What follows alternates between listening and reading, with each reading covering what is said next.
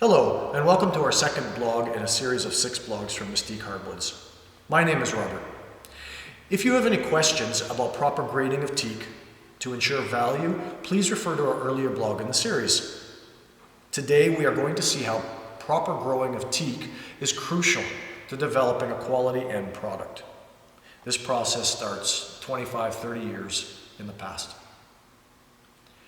Teak is famed for its beauty, longevity, durability, pest and mold resistance, resistance to water, and its non-slip characteristics.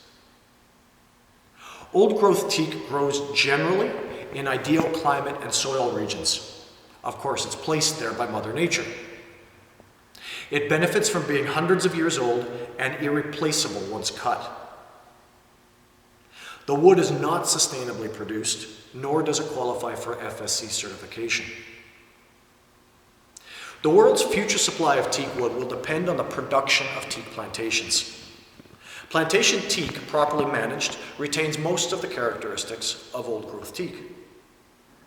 Plantation teak will not, though, be 100% identical in oil and in ring concentrations, and it's often a little less uniform in color.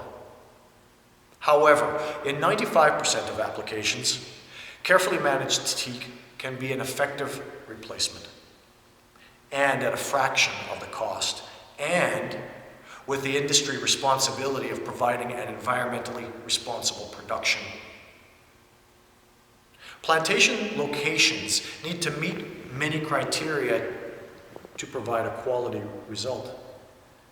Teak grows best within 15 degrees of the equator, in elevations under 500 meters, with rich but sandy soil.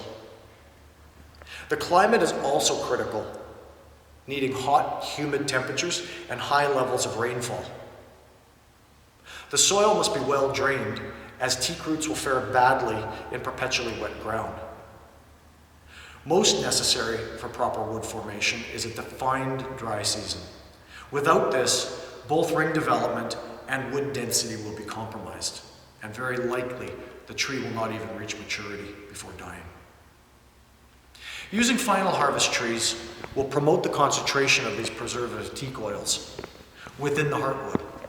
These oils will not be as concentrated as in a 300-year-old tree. However, this does allow for far easier working of the wood and gluing of the wood, and for most applications, the oil concentration will be plenty. Careful pruning and thinning while the trees are growing help to produce a better yield. That leads to lower costs and a reduction of the knots and issues within the trees. Ultimately, this improves the beauty of the wood and, as I said, lowers the cost to the consumer. Silica is absorbed from the sandy soils, and this results in the blunting effect of teak on cutting tools that so many woodworkers are aware of. However, that's actually an indication of teak quality.